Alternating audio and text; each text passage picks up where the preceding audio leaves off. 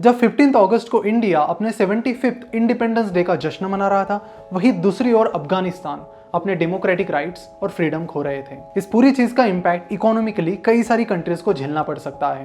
ये जानकर आपको हैरानी होगी कि इंडिया ने कितने हेवीली अफगानिस्तान में इन्वेस्टमेंट की थी और इंडिया के कितने सारे प्रोजेक्ट्स अफगानिस्तान में चल रहे हैं। इस वीडियो के रिसर्च के दौरान हमें यह भी पता चला कि तालिबान की जो फंडिंग है उसके कौन कौन से शॉकिंग सोर्सेस हैं जो आपको वीडियो के अंत तक पता चलेंगे, तो वीडियो के अंत तक बने रहें। नमस्कार, मैं प्रसाद आपका आज के इस वीडियो में स्वागत करता हूं और आज हम बात करने वाले हैं Afghanistan crisis fight for capital के बारे में। आज के इस वीडियो को मेनली 3 पार्ट्स में डिवाइड करेंगे। सबसे पहले हम बात करेंगे यूएस के इन्वेस्टमेंट के बारे में और क्या कुछ रिटर्न्स वो एक्सपेक्ट कर रहे थे और क्यों वो इन्वेस्टमेंट कर रहे थे। सेकंड पार्ट में हम बात करेंगे कि इंडिया ने जो लगभग काफ़ी सारी ढेर सारी इन्वेस्टमेंट अफगानिस्तान में की है उसके बारे में और इंडिया को क्या कुछ रिटर्न्स वहाँ से मिल रहे थे। और तीसरी बात हम बात करेंगे तालिबान के फंडिंग सोर्सेज के बारे में और अब तालिबान ने जब अफगानिस्तान पर कंट्रोल किया है तो किन किन कंट्रीज को इसका सबसे ज़्यादा फायदा होने वाला है। आप यहाँ पर देख सकते हो कि साल 2001 से लेकर अब तक यूएस ने किस तरह के इन्वेस्टमेंट अफगानिस्तान में की है और यहाँ पर हम इजीली ऑब्जर्व कर सकते हैं कि 2011 ये वो साल है जब ओसामा बिन लादेन को मारा गया था। तो 2011 और आजू बाजू के जो भी साल हैं तब यूएस ने काफ़ी हेवीली अफगानिस्तान में इन्वेस्टमेंट की और काफ़ी ज़्यादा अपने ट्रूप्स उन्होंने अफगानिस्तान में लगाए। 2011 में 94,100 ट्रूप्स यूएस ने अफगानिस्तान में लगाए थे और सबसे ज़्यादा इन्वेस्टमेंट भी उसी साल की गई 2011 में 107 बिलियन डॉलर की। तो यहाँ पर एक मकसद तो अमेरिका का ये था ही कि ओसामा बिन लादेन को मारना है। The United States has conducted an operation that killed Osama bin Laden. लेकिन उसके अलावा भी कुछ और भी मकसद थे जिसके बारे में आगे हम इस वीडियो में बात करेंगे। तो इस तरह अमेरिका ने पिछले 20 सालों में अफगानिस्तान में 975 बिलियन डॉलर की इन्वेस्टमेंट की है, जो कि करीब 60 लाख करोड़ के करीब आती है। इसमें से 83 बिलियन डॉलर अफगानिस्तान के जो सिक्योरिटी फोर्सेस हैं उन्हें स्ट्रॉन्ग करने में लगाए गए और इन्हीं पैसों से उन्हें वॉर मटेरियल भी प्रोवाइड किया गया, जैसे कि गन्स, एमिनेशंस, हेलीकॉप्टर्स एट्सेट्रा। अब तालिबान की बात करें तो तालिबान के पास इन सारी चीज़ों का एक्सेस नहीं था। अगर हम हेलीकॉप्टर्स और एयरक्राफ्ट्स की बात करें तो उसका एक्सेस भी नहीं था। तो यहाँ पर जो तालिबान की जीत हुई है उसके पीछे एक सबसे बड़ा फैक्टर ये भी है कि अफगानिस्तान के जो मिलिट्री थे उनके पास एक चीज़ की कमी थी और वो थी विल पावर। जॉन कर्बी, जो कि फॉर्मर चीफ स्पोक्समैन थे यूएस के डिपार्टमेंट ऑफ स्टेट के, उन्होंने कहा है कि पैसा ना तो विल पावर बाय कर सकता है ना ही लीडरशिप। आपके पास कितनी आर्मी है, आपके पास वॉर मटेरियल क्या क्या है, ये चीज़ें मैटर करती है, लेकिन उससे ज़्यादा मैटर करती है विल पावर और लीडरशिप स्किल्स। तो जैसे ही जो बाइडन ने अप्रैल 2021 में कह दिया कि हम यूएस के सारे ट्रूप्स वापस ले रहे हैं, उसके बाद से ही अफगानिस्तान के मिलिट्री का मनोबल टूटने लगा और यहाँ पर जो कुछ व्हीकल्स और वेपन्स अमेरिका ने अफगानिस्तान मिलिट्री को दिए थे वो इनडायरेक्टली फिर तालिबान के पास चले गए, क्योंकि अफगानिस्तान के फोर्सेस ने रेजिस्ट ही नहीं किया। वेपन चलाए बिना ही उन्होंने हाथ खड़े कर दिए। The Afghan military collapsed sometime without trying to fight. और वो सारे वेपन, सारे व्हीकल्स सीधे तालिबान के पास चले गए। हालांकि इस चीज़ पर आर्मी वॉर कॉलेज के एक प्रोफेसर ने साल 2015 में एक बुक भी लिखी थी और इस बुक का टाइटल उन्होंने रखा था कि why the Afghan national security forces will not hold. तो ये चीज़ कई सारे लोगों को पहले से ही पता थी और फिर यूएस जो कई सालों से अफगान मिलिट्री में इन्वेस्ट कर रहा है उनकी इन्वेस्टमेंट इनडायरेक्टली बाद में तालिबान को मिल गई, वेपन इक्विपमेंट और व्हीकल्स के फॉर्म में। अब बात करते हैं इंडिया के अफगानिस्तान इन्वेस्टमेंट्स के बारे में। इंडिया ने अफगानिस्तान में अच्छी खासी इन्वेस्टमेंट की है। इंडिया ने करीब 20,000 करोड़ यानी 3 बिलियन डॉलर्स अफगानिस्तान में इन्वेस्ट किए हैं और ये पैसा 400 से भी ज़्यादा इंफ्रास्ट्रक्चर प्रोजेक्ट्स में इन्वेस्ट किया गया है। स्टील अथॉरिटी ऑफ इंडिया ने वहाँ पर काफ़ी बड़े बड़े स्टील प्लांट सेटअप किए हैं।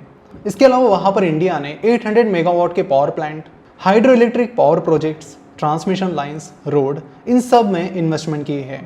अगर हम इंडिया और अफगानिस्तान के बायलैटरल ट्रेड की बात करते हैं तो उसके साइज फाइनेंशियल ईयर 2020-21 में 1.4 बिलियन डॉलर थी, जिसमें से इंडिया से 826 मिलियन डॉलर का एक्सपोर्ट अफगानिस्तान को जाता था और वहाँ से 510 मिलियन डॉलर का इंपोर्ट इंडिया में होता था। कोई भी कंट्री चाहती है कि उसका ट्रेड सरप्लस रहे। ट्रेड सरप्लस का मतलब है कि उसका एक्सपोर्ट इंपोर्ट से ज़्यादा रहे। अफगानिस्तान के केस में इंडिया ट्रेड सरप्लस पोजीशन में थी, यानी इंडिया का अफगानिस्तान में जो एक्सपोर्ट हो रहा था वो अफगानिस्तान से इंडिया में होने वाले इंपोर्ट से ज़्यादा था और इसीलिए इंडिया अफगानिस्तान में अपना एक्सपोर्ट और बढ़ाने के लिए काफ़ी सारे इंफ्रास्ट्रक्चर इन्वेस्टमेंट्स और बाकी कई सारे इन्वेस्टमेंट्स कर रही थी। इनफैक्ट ये कई सारा एक्सपोर्ट पाकिस्तान के रूट से जाता था और इंडिया चाहता था कि पाकिस्तान को बीच से हटाया जाए। अगर आप ये मैप देखते हो तो यहाँ पे आपको पता चलेगा कि ईरान के जरिए भी पॉसिबिलिटी है अफगानिस्तान को सामान एक्सपोर्ट करने की, और फिर इंडिया ने डिसाइड किया कि पाकिस्तान को बीच में से हटा देते हैं।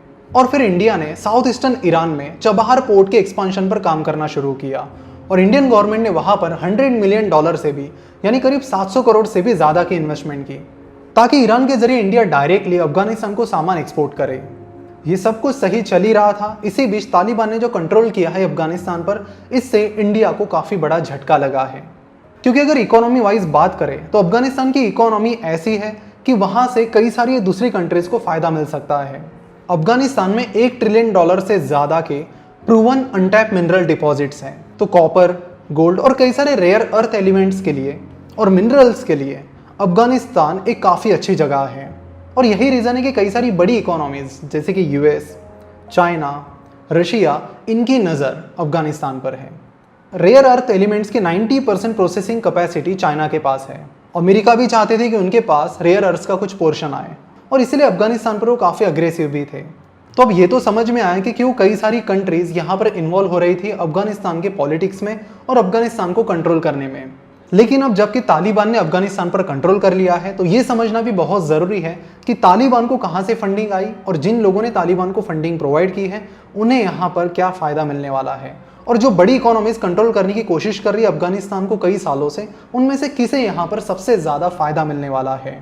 वीडियो में आगे बढ़ने से पहले बात करते हैं एक अमेजिंग ऑफर के बारे में। जहां तक डीमैट अकाउंट खोलने की बात है तो आप अपस्टॉक्स इस डिस्काउंट ब्रोकर के साथ अपना डीमैट अकाउंट खोल सकते हो। अपस्टॉक्स के ब्रोकरेज चार्जेस बहुत ही कम है। इंट्राडे के लिए वो 0.05% और 20 रुपीज़, इनमें से जो कम रहेगा वो आपको चार्ज करते हैं। वही डिलीवरी के लिए उनका कोई भी ब्रोकरेज चार्ज नहीं है। फिलहाल अपस्टॉक्स इंडिया का दूसरा सबसे बड़ा ब्रोकरेज फर्म है। जहाँ तक ट्रस्ट की बात है तो अपस्टॉक्स एक रतन टाटा फंडेड कंपनी है।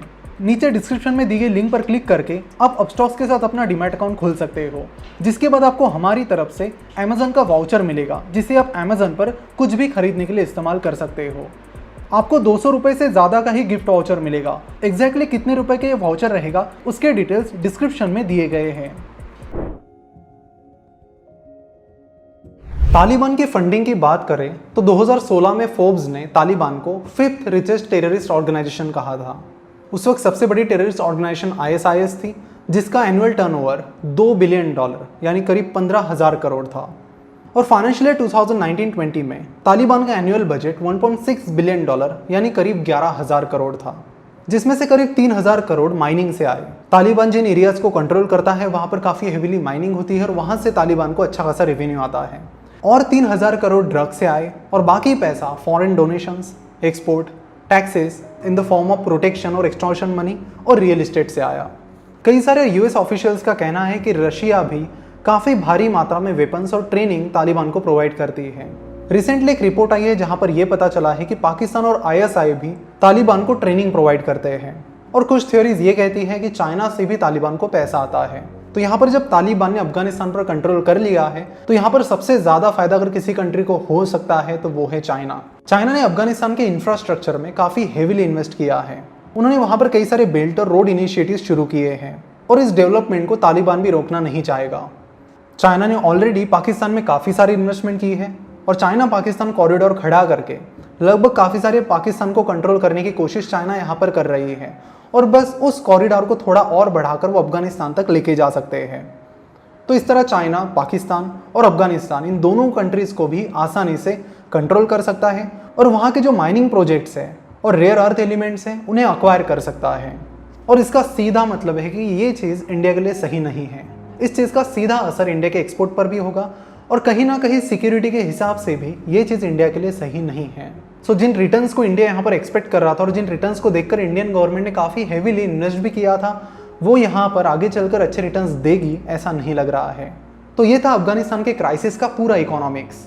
आशा करता हूँ कि इस वीडियो से आपको अफगानिस्तान क्राइसिस के बारे में काफ़ी कुछ फैक्ट्स पता चल गए होंगे। वीडियो आपको कैसा लगा नीचे कमेंट करके ज़रूर बताओ और इस वीडियो को सारे व्हाट्सएप ग्रुप्स पर शेयर कीजिए ताकि सभी को इस रियलिटी के बारे में और इस कैपिटल की फाइट के बारे में पता चले। मिलते हैं अगले वीडियो में। Thank you so much for watching this video.